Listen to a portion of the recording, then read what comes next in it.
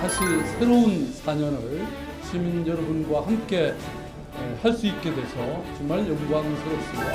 우리 경기도민들의 압도적 지지를 제가 잊지 않겠습니다. 변화를 선택하신 경남 도민들의 승리라고 생각합니다.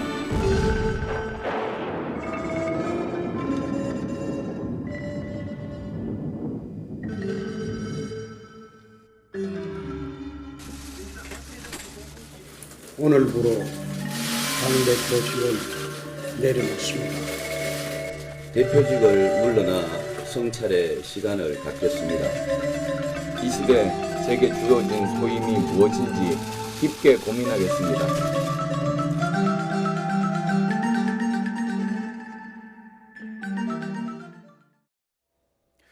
민주당의 압승으로 끝난 6.13 지방선거. 그 결과에 따라 울고 웃은 인물들을 꼽아보겠습니다. 유용화 한국외대 초빙교수, 서성교 바른정책연구원장과 분석해보겠습니다. 두 분 안녕하십니까? 네, 안녕하십니까? 네, 이번 지방선거 최대 수혜자와 가장 난감한 인물은 누구였을까 꼽아보겠습니다. 교수님, 어떻게 볼 수 있을까요? 저는 박원순 시장과 홍준표 대표를 꼽겠습니다. 서울시장, 서울의 1,000만 인구의 서울시장을 3번 연임한다는 사실 자체는 처음 있는 일이고요. 예. 굉장히 어려운 일입니다. 예.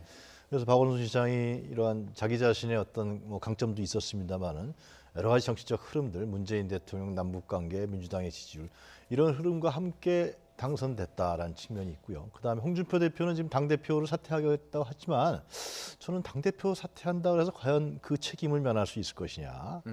향후 홍 대표의 정치 행보에 대해서 저는 굉장한 먹구름이 끼었다. 그런 생각합니다. 예.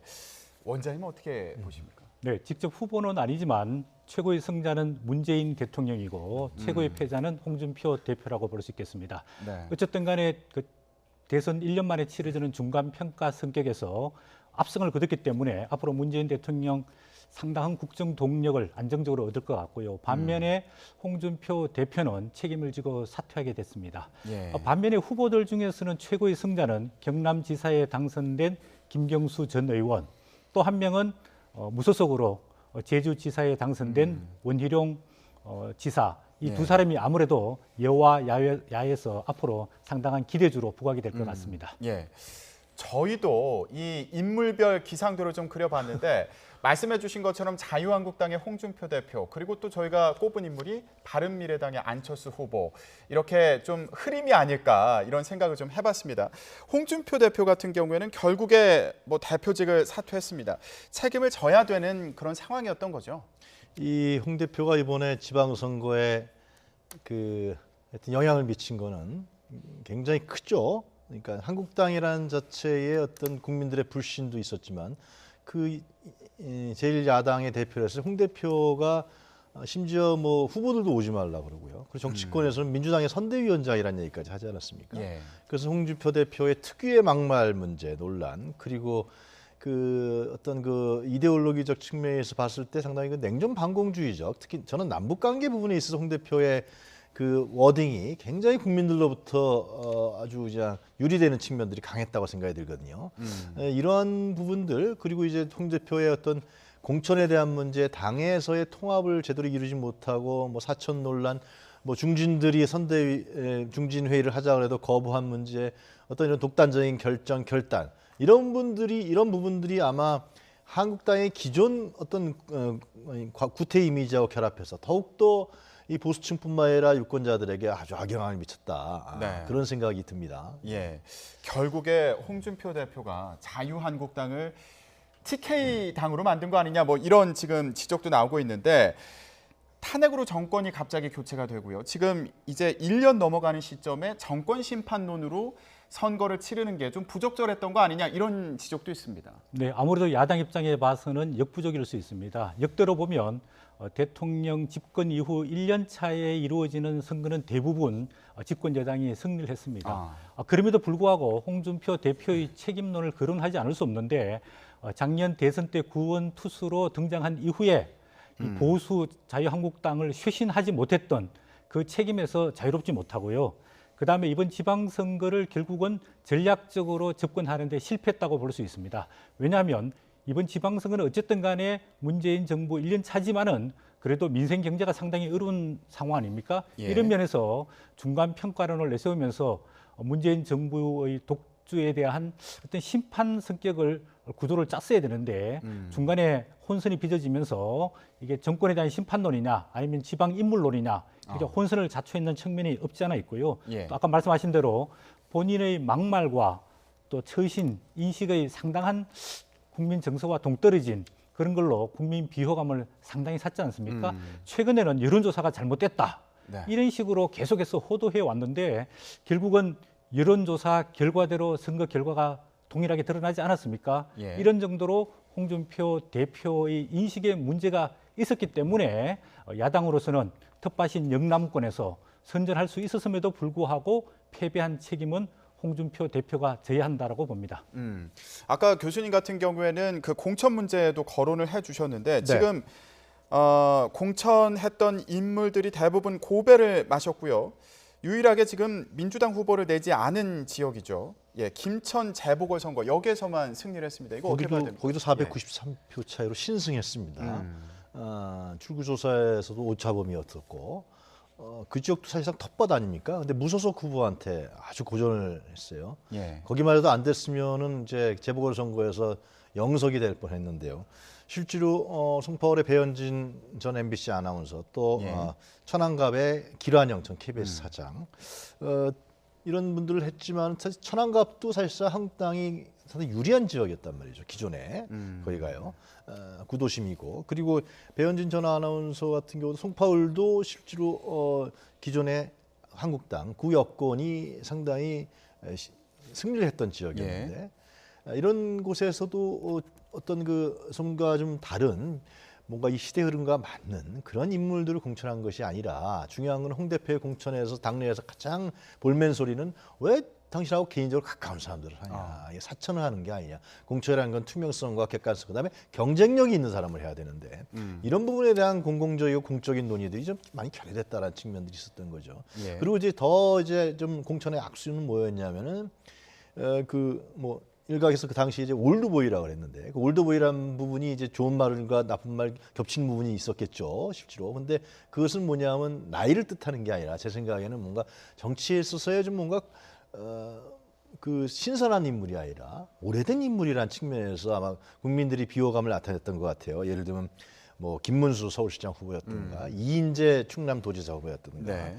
뭐 그 당시에 김태호 후보도 그 안에 들어갔었습니다만은 좀 새로운 사람들이 좀 나왔어야 되는 건데 특히 충남 같은 경우는 이제 안희정 사건이 있지 않았습니까? 그래서 아쉬운 거는 좀 새로운 인물을 내세웠다면은 충남 같은 경우도 더 좋은 선전을 하지 않겠냐라는 건데 기존에 있던 인물들 다 비교 검증됐던 분들을 이제 후보로 내니까 상당히 한국당의 어떤 이미지도 사실상 또 뒤로 가버리는 예. 그런 부분들에서 공천에 전략 공천이라는 측면들이 굉장히 뭐랄까 전략적뿐만이 아니라 전략인데요 전략이 안 돼버리는 그런 공천이 된 것 같습니다. 네.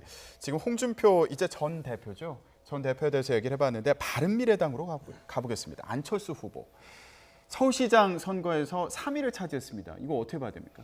네, 안철수 그 후보가 작년 대선 때 서울에서 23%를 받았는데 이번에는 그거에 훨씬 못 미치는 19.6%를 받았고 자유한국당 김문수 후보의 뒤지는 3등을 냈습니다.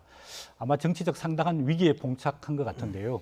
2012년 새로운 정치의 깃발을 들고 나왔을 때만 해도 국민적 상당한 기대가 있었는데 그동안에 뭐 두 번의 국회의원 또 당 대표를 하긴 했는데 최근에 바른미래당과 합당하는 과정 속에서 충분한 시너지 효과를 내지 못했고 또 이번 지방선거 공천 과정에서 상당히 바른당과 그 국민의당 출신들 간에 갈등이 상당히 노정이 됐고 또 본인이 김문수 자유한국당 후보와 후보 단일화를 하는 과정 속에서 당내에 상당한 반발에 부딪히면서 그런 정치적인 위기를 극복하지 못한 게 상당한 패배의 원인으로 보이는데 가장 중요한 것은 안철수 후보가 지향하는 정치가 과연 뭐냐, 안철수의 정치 철학이 뭐냐, 이 사람이 정치를 제대로 할 수 있겠느냐? 차라리 정치보다는 본인이 잘했던 벤처 기업이라든지 또 사회적 봉사라든지 이런 게 오히려 더 적합한 것 아니냐? 이런 측면에서 본인이 못하는 것보다는 잘하는 것 하는 게 좋겠다. 이런 측면에서 정치적 은퇴론까지 나오고 있는데 본인은 상당한 위기라고 보여지고 있고 잠시 성찰의 기회를 갖겠다 그러는데 예. 과연 성찰의 기회를 통해서 본인이 추구하는 정치적 철학과 원칙이 무엇인지 또 어떤 세력들과 함께 정치를 할지 이 부분에 대해서 답이 없으면 앞으로 정치적 험로가 예상된다고 볼 수 있겠습니다. 이제 정치 입문한 지 7년 넘지 않았습니까? 애초에 나올 때 새정치를 네. 이제 걸고서 나왔는데 그동안 새정치 보여준 게 있다고 평가하시나요? 어떻게 볼 수 있을까요? 그러니까 새정치라는 부분이 자꾸만 이게 그 뭐냐, 정치가 뭐냐 그러는 거는 이 안철수의 정치 이데올로기가 불분명하기 때문에 그럽니다. 이게 정치인, 정당은 정당 이데올로기, 정치인은 정치 이데올로기가 있어야 되는 겁니다.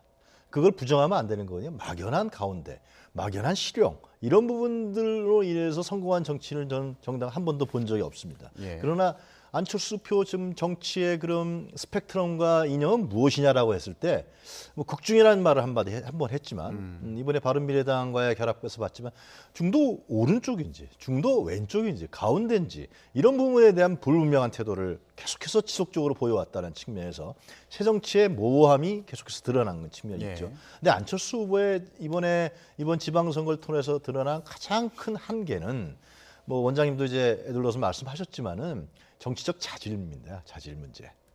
정확하게 제가 말씀드리면 예. 과연 정치적 자질이 있냐라는 측면이 가장 중요합니다. 아마 안철수 후보가 숙고한다 그랬는데 그 숙고의 본질적인 면은 저는 정치적 자질에 자기 자신이 정치적 자질이 있느냐. 정치인으로서의 자질이죠. 그건 인간적인 매력도 있어야 되고 인간적인 친화력도 있어야 되고 정치적인 리더십과 통합력이라든가 이러한 부분들이 겸비돼 있어야만 실제로 정치적 지도자로 성장해야 한단 말이죠. 이런 부분들의 자질에 대해서 계속해서 한계를 노정시키고 곁에 있는 사람들이 떠나가고 이런 부분들이 계속해서 나타났다는 것입니다. 저는 그것이 이번 선거에서 3등할 수밖에 없는 가장 결정적인 요인이 되지 않았냐 생각이 듭니다. 그리고 이제 더 하나 추가한다 그러면 이제 국민의당과 분열하면서 갔잖아요.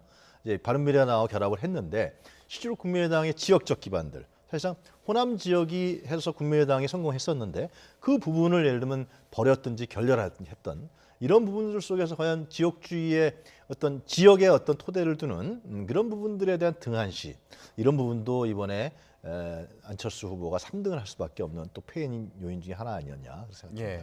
교수님도 지금 말씀을 해주셨는데 안철수 후보가 이제 국민의당에서 바른정당과 합당을 하면서 바른미래당을 탄생시키는 그 과정에서 과연 바른미래당이 극중이냐 안철수 후보가 얘기한 극중이냐 중도 노선이냐 이거에 대한 의문이 계속 제기되지 않았습니까? 네, 그렇습니다.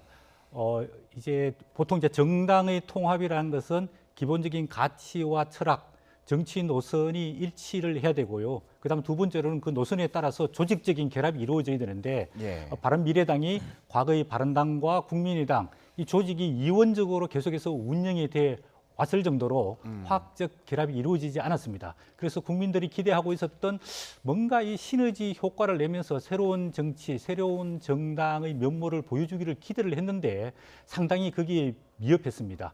그 이후에 바른미래당 운영 과정에서 또 당대표가 복수로 선출이 돼서 정당을 운영했고요. 이번에 지방선거 공천 과정에서 보면은 바른당과 국민의당 출신들 간에 공천 갈등과 알력이 상당히 많았었거든요. 또한 이 남북 문제를 두고도 과거 국민의당 출신들은 상당히 평화에 이렇게 천착하는 반면에 과거 바른당 출신들은 상당히 안보를 강조하는 그런 측면에 있어서 상당히 당내 노선과 같이 혼선을 겪었는데 이제 앞으로 이 두 그룹이 어떻게 당내 통합을 이루어가면서 진행될지 아니면 각자의 길을 가면서 분열하게 될지 그것도 큰 국민적 관심사라고 보여집니다. 예, 알겠습니다. 안철수 후보가 이제 앞으로 어떤 정치 행보를 보일지 좀 더 기다려 봐야 될 것 같고요. 이번에는 구름 사이로 해가 보인 인물들을 좀 꼽아봤습니다. 저희가 2명을 꼽아봤는데 이재명 당선인 그리고 김태호 후보를 선정을 해봤습니다. 지금 나오고 있는데요. 일단은 이재명 당선인을 얘기를 해보겠습니다. 네거티브 공방전이 참 치열했는데 이 여러 가지 논란이 선거 과정에서 영향을 안 미친 건지 어떻게 보십니까? 그 실제로 뭐 처음에는 네거티브 논란 속에서 이제 진흙탕 싸움이다. 왜 예. 유권자들이 정책 선거로 가야 되는데 이런 네거티브 논란을 하면서 선거를 흐리느냐 이러한 비난이 있었고 또 존재했던 것도 사실입니다. 그리고 선거전에 있어서 그것은 뭐 바람직하지 않은 측면도 있죠. 그러나 이제 막판에 갈수록 이재명 후보에 관련된 논란이 이제 한두 가지가 아니었는데 실제로 그 여배우 김부선 씨 관련 부분들이 이제 그 주말 뉴스에 인터뷰가 되고 또 딸 이미소 씨까지 나오고 또 다른 사람들이 여기까지 나오면서 이 부분들이 사실상 증폭됐던 게 사실입니다. 도덕성 자질에 있어서. 그래서 뭐 후일담입니다만 경기도에 사는 30, 40대 여성들이 굉장히 많은 고민을 했었다. 그런 얘기들이 지금 언론에 좀 나오던데요. 그러나 하여튼 큰 표차로 이재명 후보가 당선될 수 있었던 것은 네. 개인적인 도덕성 자질의 문제 이런 부분들보다도 유권자들이 현재 흐르는 여러 가지 구도들 특히 문재인 정부 문제라든가 남북관계 또 진보적인 정권에 대한 추동력 이런 부분들 특히 경기도 지역이 그런 이제 북주가 인접해 있기 때문에 그러한 부분들에 더 방점을 찍었다고 보여집니다. 그 부분이 더 많은 표들이 갈 수 있게 했던 것이고 유권자들의 판단에 더 결정적인 역할을 했다. 예. 그러나 이제 제가 말씀드린 것 같이 이제 이재명 당선자를 둘러싼 이 논란 자체는 그게 꺼져버린 것이 아니라는 겁니다. 예. 이런 부분들을 과연 이재명 당선자가 어떻게 해결해 나갈 것이냐. 이것은 또 본인에게 주어져 있는 과제라고 할 수밖에 예. 없습니다. 예. 원장님은 어떻게 보세요? 앞으로도 논란이 계속되지 않을까 이런 생각이 들기도 하는데 이 논란을 어떻게 좀 극복해 나갈 수 있을까요? 네, 이제 논란은 두 군데로부터 이제 계속해서 좀 지속될 거라고 보여집니다. 하나는 이제 야당으로부터 계속해서 아까 말씀하신 대로 형과 형수와 전화 통화 내용, 그다음에 여배우와 스캔들 문제 지속적으로 제기될 것 같고요. 또 하나는 민주당 내부에서 차기 대선 주자를 경쟁을 앞두고 내부에서 집요하게 이 문제를 계속해서 제기하지 않을까 이렇게 싶습니다. 이재명 당선자 입장에 봤을 때는 본인의 그 진보적인 정책의 능력도 일부 중요하지만은 지도자로서의 어떤 도덕성 네. 굉장히 중요하거든요. 이 부분을 어떻게 넘어서서 또 경기지사로서 성과를 낼 것인가 이런 부분이 앞날에 굉장히 중요한 것으로 보이는데 일단은 법적으로 바른미래당 김영환 후보가 이런 공직선거법 허위사실 공표에 대해서 고발을 해놓은 상황이기 때문에 앞으로 검찰의 수사 과정을 조금 지켜볼 필요도 있을 것 같습니다. 예. 그래서 그런지 본인도 어제 당선 인터뷰를 하는데 이 태도가 또 논란이 되고 있습니다. 이거 어떻게 봐야 됩니까? 그 당선된 상황에서 이제 언론 인터뷰 할 때는 사실 국민들에게 감사해야 되는 거고 네. 자기 자신의 포부도 얘기해야 되고 굉장히 정직하게 그리고 이제 상당히 이제 엔돌핀이 돌 때 아닙니까 실제로 정직하게 얘기를 해야 되는데 어제 한 개 언론뿐만 아니라 여러 개의 인터뷰 과정에서 상당히 그 언론을 무시한 듯한 그리고 끊어버린다든가 예. 그리고 이제 자기에게 좀 불리한 질문을 기자가 할 경우 당연히 언론인은 그걸 물어보지 않겠습니까? 국민 입장에서 물어보는 거니까 그 부분에 대해서 상당히 보이콧한다든가 이런 태도는 뭐 오늘 이제 뭐 사과했습니다. 사과를 했지만 상당히 바람직한 태도가 아니죠. 앞으로는 이런 경기도정에 이끌어 나갈 때 언론을 대할 때 특히 도지사라는 건 자기 개인 문제에 대해서도 많은 언론이 관심을 가질 수밖에 없습니다. 경기도를 책임지고 있기 때문에 그런 부분에 대해서는 상당히 조심스럽게 접근해야 하지 않을까 그런 생각이에요. 예. 아무래도 뭐 이런 질문이 앞으로도 계속 나오지 않을까 이런 생각이 들기도 하는데 앞으로는 어떤 식으로 대응하는지 좀 지켜봐야겠습니다. 자, 그러면 이번에는 자정까지 초접전 양상을 보여준 경남지사 선거와 관련해서 얘기를 해보겠습니다. 승리는 김경수 후보에게 돌아갔습니다. 그런데 이 자유한국당의 김태호 후보도 나름대로 성과를 거뒀다 이런 평가도 있지 않습니까? 어떻게 보십니까? 네, 어려운 환경 속에서 상당히 선전을 했다고 보여지고 있습니다. 다른 지역에서는 부산이라든지 울산에서는 거의 한 20% 이상 차이가 났는데 경남 지사 선거에서는 한 9.6% 차이가 났거든요. 역으로 보면은 김태호 후보가 5% 더 득표했으면 김경수 후보를 이길 수 있는 상황이었습니다. 단지 막판에 북미 정상회담을 이루어지면서 언론과 국민적 관심사가 상당 부분 조금 그쪽으로 옮겨갔고요. 그동안에 김경수 후보가 논란이 되던 드루킹 문제가 특검이 수용되면서 조금 잠잠해지면서 상대적으로 김경수 후보가 조금 이득을 본 것 아니냐 이렇게 보여지는데 김태호 지사가 그동안에 뭐 그창 군수도 하고 또 또 경남지사도 하고 국회의원도 2번 하고 또 과거에 총리 후보까지 지명될 정도로 이 보수권에서는 상당히 기대 유망주라고 볼 수 있는데 이번에 상당히 선전했기 때문에 앞으로 재평 과정에서 특히 50대 기술원이 나올 경우에 네. 김태호 후보 또 제주지사에 당선된 원희룡 후보 이런 분들이 상당히 중요한 역할을 맡게 되지 않을까 이렇게 보여집니다. 예. 지금 김태호 후보 같은 경우에 지금 말씀을 해주신 것처럼 자유한국당의 경우에 홍준표 대표도 물러났고요. 그리고 보수정당 사이에 정계 개편 논의가 있는 거 아니냐 이런 전망도 나오고 있는데 그 안에서 앞으로 역할을 하게 되지 않을까 이런 전망도 있더라고요. 예, 하여튼 역할은 하게 되겠죠. 왜냐하면 지금 이제 이러한 그 전역이 전국적으로 민주당한테 민주당이 석권하는 그런 분위기 속에서는 나름대로 40% 이상의 득표를 했다. 그런 건 선전을 했다라는 측면에서 상당히 경남 지역에 대중적 기반이 있는 것이 아니냐. 예. 이런 평가가 내리는 것이 당연하고요. 그리고 실제로 경쟁력이 있는 사람이다. 이렇게 인물이다, 정치인이다. 앞으로 한국당을 끌어나갈 인물이다. 이런 평가도 있겠습니다만은 저는 좀 다른 시각도 좀 있다고 봅니다. 왜냐하면 이번에 선거전에 있어서 저는 경남 지역에 여러 가지 뭐 요인이 있었겠지만요. 김경수라는 인물의 바람도 은근히 부럽다고 생각합니다. 예. 그것은 구체적으로 어떻게 나타나냐면 그 경남 지역의 기초단체장에서 17곳 중에서 민주당이 전에는 김해 하나였는데 이번에 7개인가를 가져갔단 말이죠. 이것은 사실상 김경수의 바람이 불었다. 드루킹 사건이 있었는데 불구하고 불었다는 건 경남의 유권자들이 새롭고 참신하고 이런 인물을 원했다라는 것입니다. 예. 그런 측면에서 봤을 때는 상대적으로 봤을 때 김태호 후보 같은 경우는 그런 새로운 바람이라든가 어떤 뭐 개혁이라든가 이런 부분하고는 좀 그렇게 거리가 가깝지 않았던 예. 측면이 있었다. 그런 측면에서 봤을 때 과연 한국당을 앞으로 이끌어갈 적임자가 누군지 그런 부분들도 여러 가지 고려 사항이 될 수밖에 없다고 생각합니다. 지금 김경수 당선인에 네. 대해서 말씀해 주셨는데 실제로 서부 경남 지역 같은 경우에는 보수 색채가 강한데 여기서도 또 많은 지지를 받지 않았습니까? 이것도 평가해 볼 만한 요소로 보이는데요. 그렇죠. 언론에서는 그걸 연고, 지역 연고로 이제 얘기를 하는데요. 그러니까 그 지역에서 학교를 나왔고, 그래서 이제 그동안에 취약 지역이든 보수적인 곳에서 이제 했다 그러는데 예. 제가 좀 아까 말씀드린 것 같이 저는 하여튼 뭐 드루킹 사건이라는 그 특검이 이제 진행되겠습니다만 그거하고 별도로 경남의 유권자들은 기존의 어떤 그렇게 지배했던 하나의 정당에서 좀 벗어나서 새롭고 참신한 이러한 인물적 요소들을 찾는 예. 부분들이 결국은 전 지역에서 골고루 또 상당한 성과를 낼 수 있는 상당히 어려운 싸움을 사실상 김경수라는 사람이 했다. 예. 저는 그런 생각이 듭니다. 예, 원장님 어떻게 평가하세요? 김태호 후보와 그리고 김경수 당선인 앞으로 미래 그리고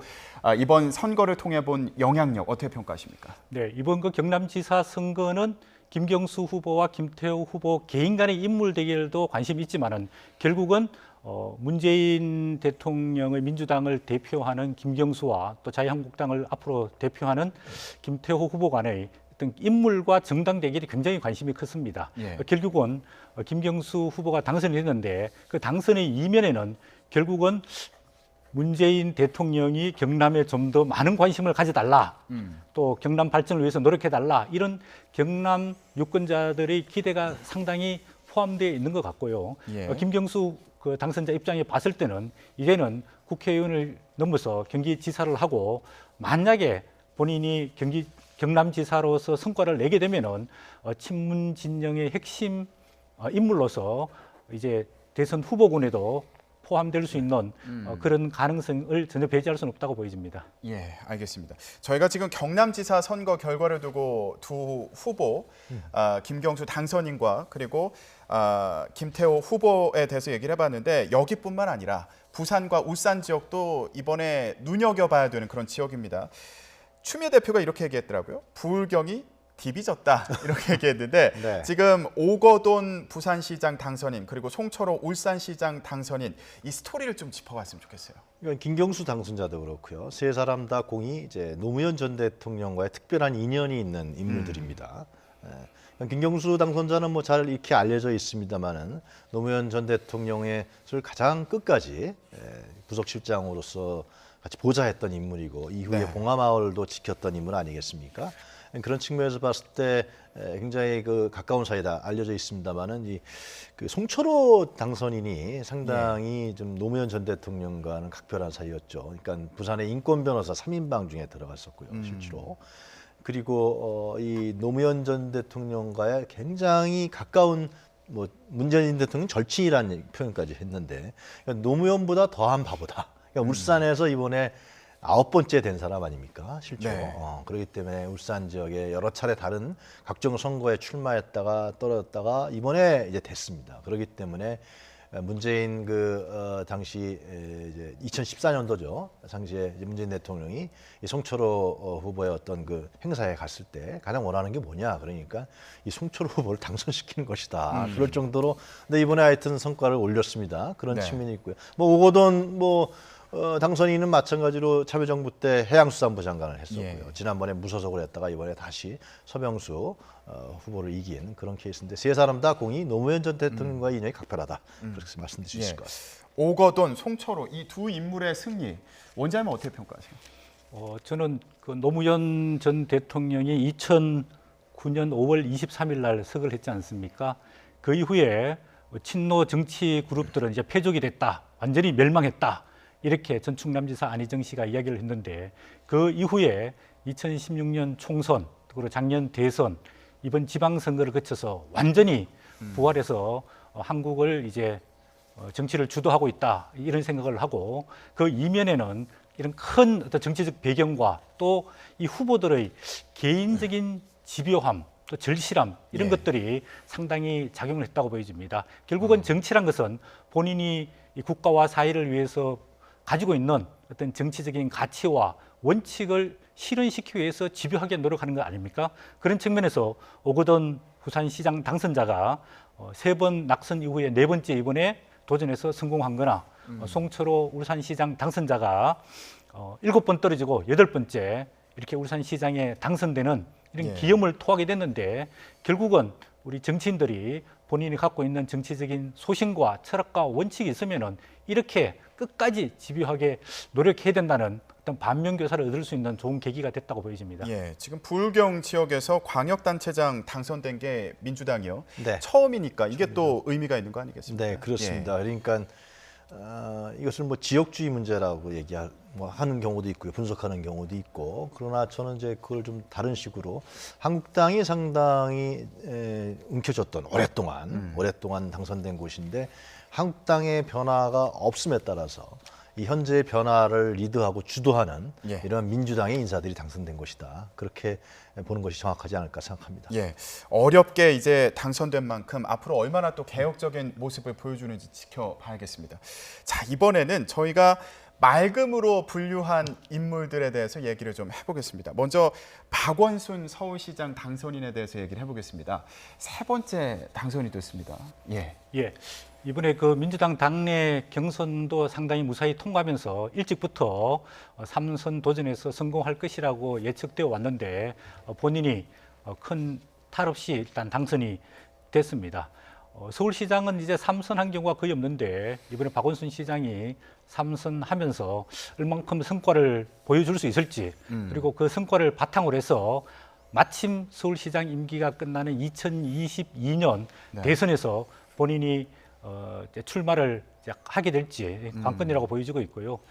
이번 그 지방선거 때 보면 2014년 박원순 시장 캠프는 굉장히 소규모로 꾸려지고 박원순 시장 중심으로 선거운동이 이루어졌는데 이번에는 그 선거운동 본부가 상당히 대규모로 이루어진 것으로 알려져 있습니다. 상당히 많은 국회의원들이 참여했고요. 또 당내 인사들이 참여해서 거의 박원순 시장 캠프가 대선 캠프에 버금가고 있다. 뭐 이런 이야기들이 이제 나오고 있는데 그 정도로 본인은 서울시장을 발판으로 해서 대권 도전의 의사를 피력하고 있는데 문제는 박원순 그 시장이 지난 2번 이제 시장을 하면서 커다란 성과가 없다는 게 모든 사람들이 지적을 하고 있는 겁니다. 결국 그렇다면 이번 서울시장 선거 당선도 본인이 자랑스라기보다는 대통령의 국정운영 지지도 또는 민주당의 정당 지지도에 업혀서 본인이 서울시장에 당선됐기 때문에 앞으로 4년 동안 본인이 얼마나 성과를 낼 수 있을지 이게 관건이라고 보여집니다. 예.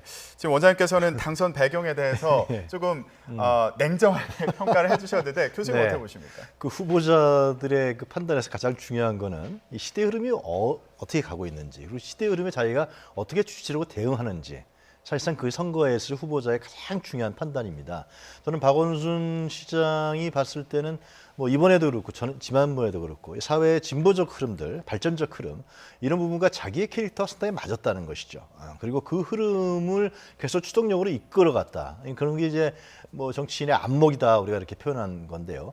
그런 점에 대해서는 박원순 시장이 상당히 능력이 충출하다라는 측면이 있는 거고요. 또 서울시정을 끌어나가는 데 있어서 또 뭐 성과 얘기도 했습니다만 실제로 안정적으로 또 끌어가는 측면이 있고요. 그리고 서울시의 다른 모습들 시민과 함께하는 뭐 도시재생 사업이라든가 다른 여러 가지 발전적이고 어떤 진보적인 시정이라든가 이런 부분들을 또 모습을 보여줬던 것도 예. 이번 당선의 일을 담당했다라고 생각합니다. 예.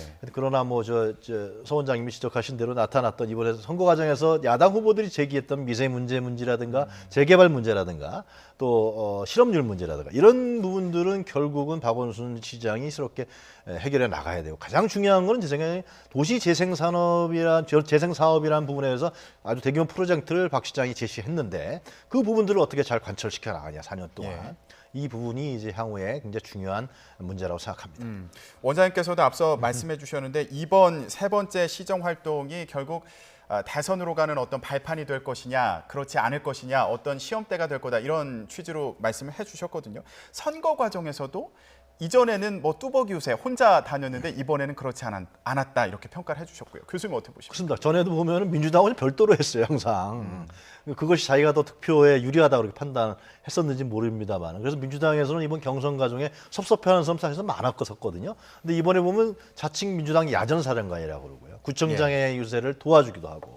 벌써 당선되니까 벌써 대권 잠정이다, 대권 가도다 이런 부분이 언론에서 벌써 제목으로 나오고 있단 말이죠. 그런 측면에서 봤을 때는 또 서울시장 임기 마지막과 또 대권 시절이 비슷하단 말이죠.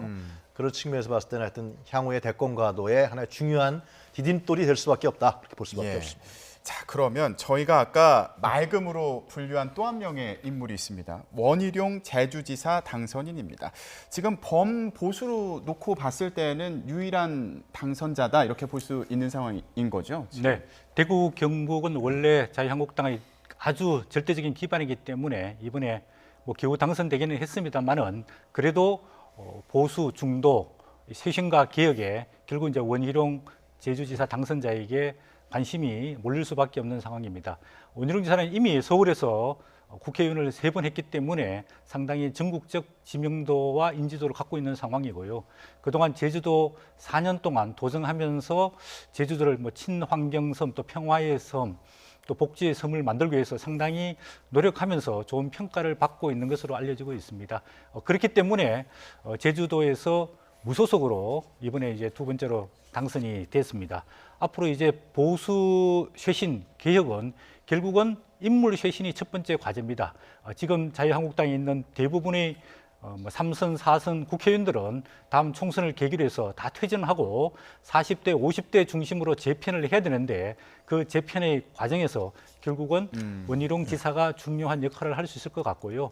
또 하나는 이제 가치를 아까 말씀하신 대로 시대 상황에 맞게끔 이거를 발전을 시켜야 되는데 지금 한반도를 둘러싸고 있는 어떤 평화의 무드, 그다음에 우리 경제의 문제, 또 우리 안보의 문제 이런 것들과 결부해 볼 때는 어떤 새로운 민주주의 또는 새로운 경제 시스템 또는 새로운 평화와 안보 시스템 이런 것들을 재정립해야 할 과정이 있습니다. 그렇기 때문에 원희룡 지사가 이런 인물 쇄신과 가치 쇄신의 깃발을 잘 들고 나올 경우에는 보수 중도 재편에 상당한 역할을 하면서 차기 대선의 주요한 주자로서 올라갈 가능성이 상당히 높다고 보여집니다. 예, 아까 김태호 후보와 함께 이제 두 인물을 꼽아주셨고요. 실제로 원희룡 당선인이 앞으로 보수 재편에서 어떤 역할을 할 것이냐 이것도 관심이 가는 부분이 될 수 있을 것 같은데 교수님 어떻게 보세요? 그렇습니다. 일단 뭐 단기적으로는 못 움직일 겁니다. 좀 봐야겠죠. 과연 한국당 상황에서 그 지금 현재 보수 개편 문제라든가 새로운 개혁을 담당할 사람들이 나오느냐, 아니면 또 자중질환에 빠지느냐